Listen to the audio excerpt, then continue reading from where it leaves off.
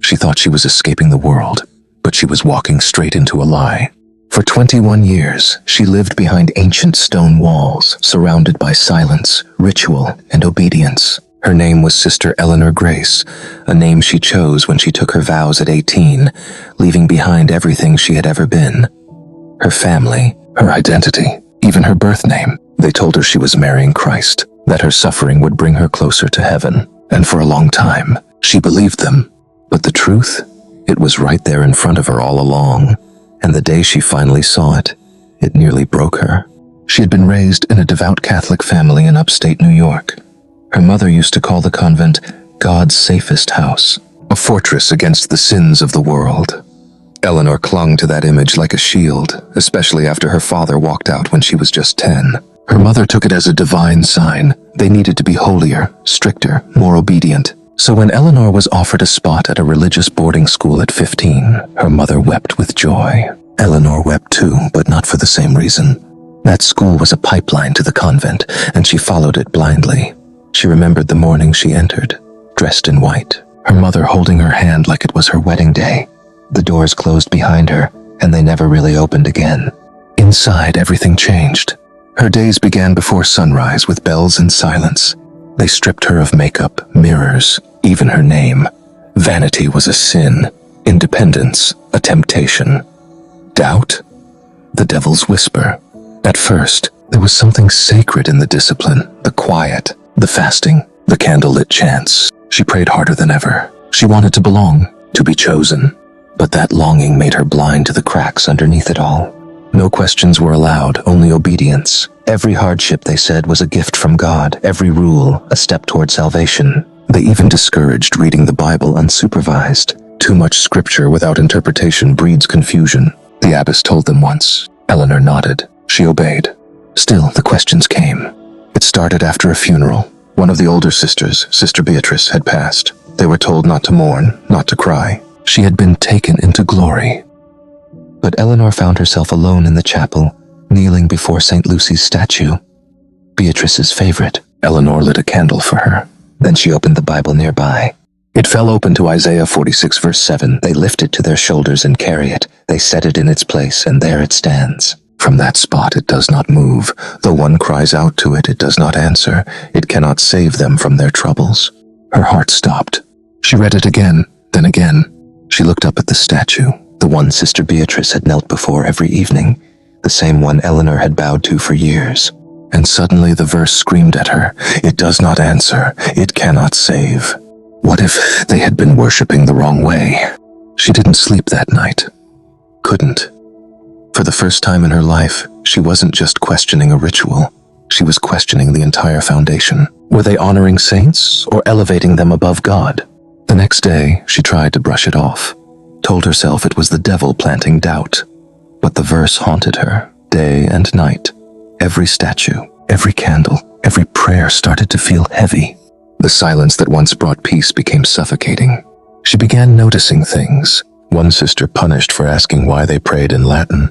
Another gently scolded for admitting she felt distant from God. They were taught to confess their questions, guilt wrapped around everything. Still, she kept silent, until she found that journal. It was buried in a storage closet, tucked behind a loose brick, forgotten or hidden.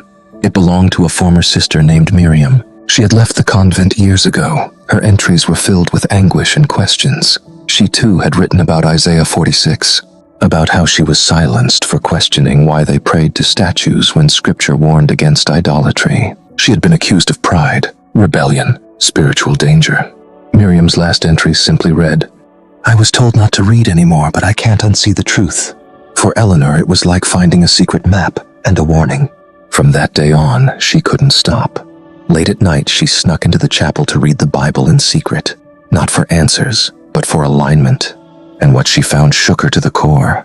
Jesus flipped tables. He rebuked the Pharisees for twisting God's law into bondage. His harshest words weren't for sinners, but for religious leaders who misled others. Had Eleanor become one of them? Every day felt like torment.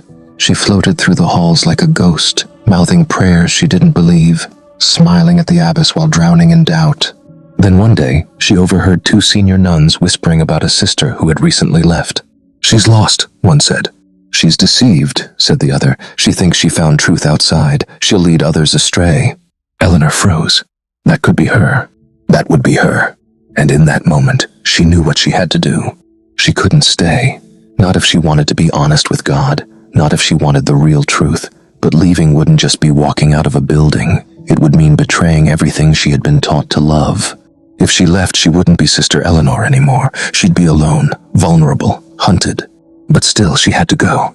So one night, with nothing but a small bag and a Bible hidden beneath her coat, she slipped through the side gate and ran. What she didn't know was that the world waiting for her outside would be even more dangerous than the one she left. She ran from the only life she'd ever known, but freedom didn't feel like safety. The cold night air hit her like a wall. For a moment, she just stood there, outside the gate, staring at the empty street as if it were a different planet. After 21 years behind those ancient stone walls, even the wind sounded foreign to her. The stars above didn't feel like the same ones she'd watched from the convent garden. The silence wasn't holy anymore. It was terrifying. She didn't have a plan, just a name. Claire. It was the name she was given at birth, the one she hadn't heard spoken in over 2 decades. The world had called her Claire once, but who was she now? She walked until her legs felt numb. Every step further from the convent made her heart pound louder. What if they realized she was gone and came looking for her? What if someone called the police? Her mind spiraled. She was a ghost in a world that had moved on without her. No ID, no money, no phone, just the Bible tucked beneath her coat, still turned to Isaiah 46. At dawn, she found a small chapel. The doors were open. It looked like a church from another era. Weathered brick, crooked wooden pews, a single stained glass window cracked in the corner. She slipped inside and sat at the back, trying to steady her breath. Minutes passed before she realized she wasn't alone. "Are you all right?" a soft voice asked. An elderly woman stood at the front, wiping down candles. Her face was kind, but cautious. I don't know," she said, barely above a whisper. The woman nodded like she understood. "You've come a long way, haven't you?" She broke down. The words poured out of her in sobs and stammered fragments. The convent, the verse, the silence, the fear.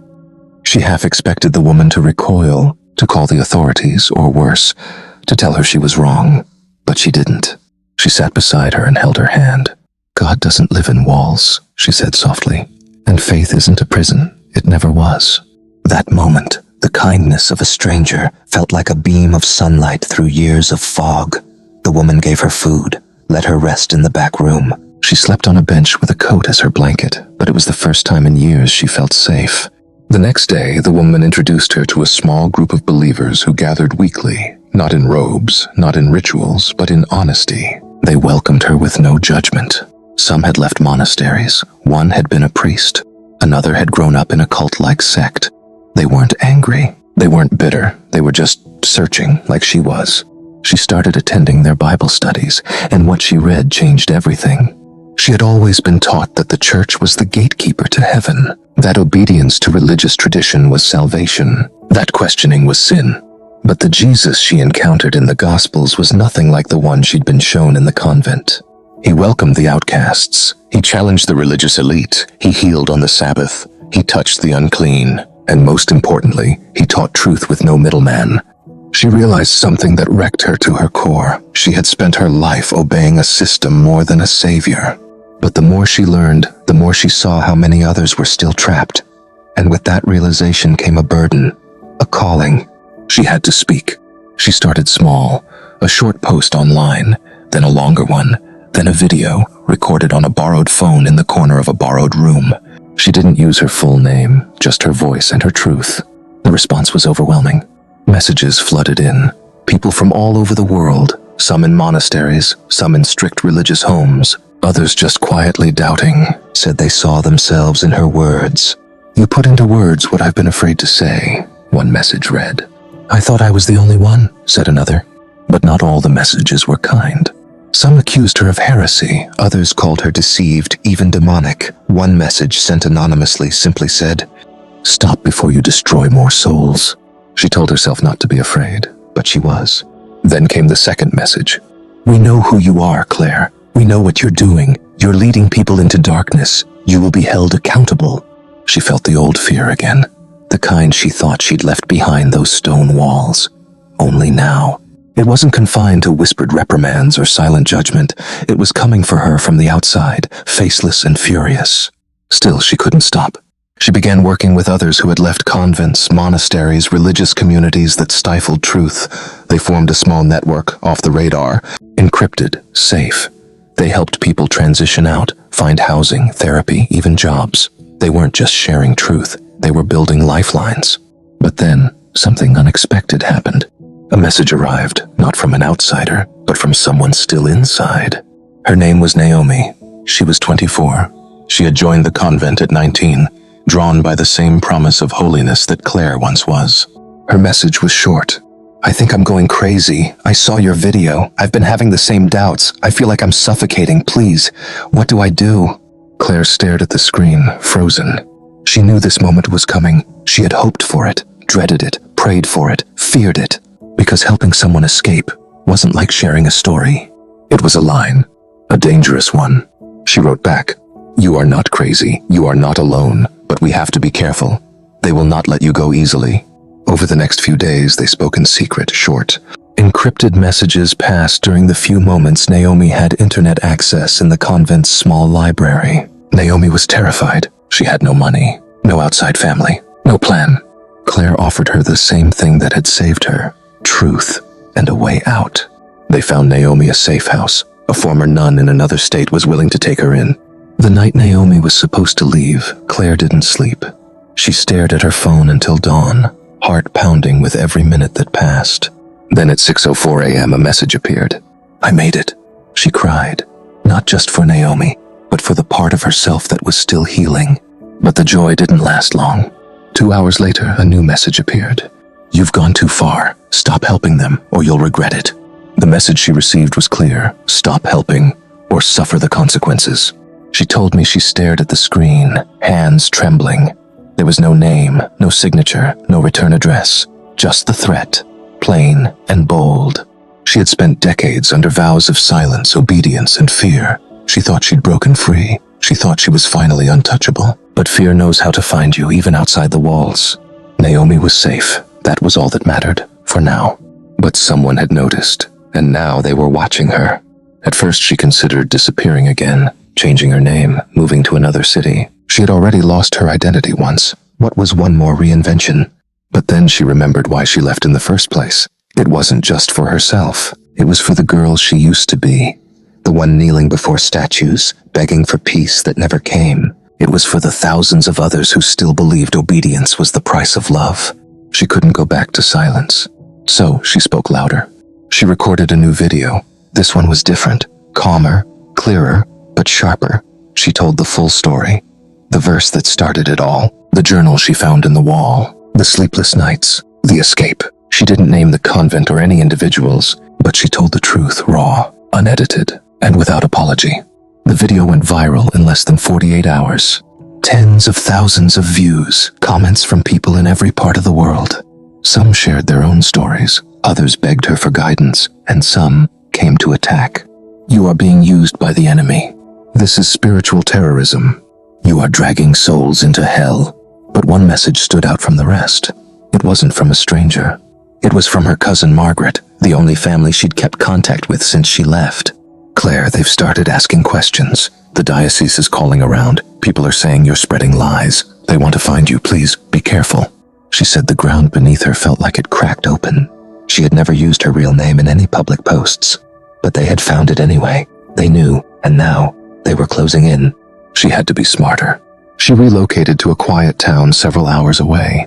No social media check-ins, no patterns, no digital fingerprints. She built her ministry through encrypted platforms, invited others into private groups. She created a safe space, something she never had when she needed it most. They called it the Way Out. It wasn't just a name, it was a lifeline. Former nuns, ex-priests, lay believers, people wounded by religious systems they were too scared to question. They came quietly, carefully, but desperately. Some left behind their homes, others left behind families. And in every voice, she heard an echo of her own. But with every soul they helped, the resistance intensified. Some churches publicly condemned them. One pastor posted an entire sermon titled "The Apostasy of Eleanor Grace." Her photo flashed on the screen behind him, taken from an old convent directory.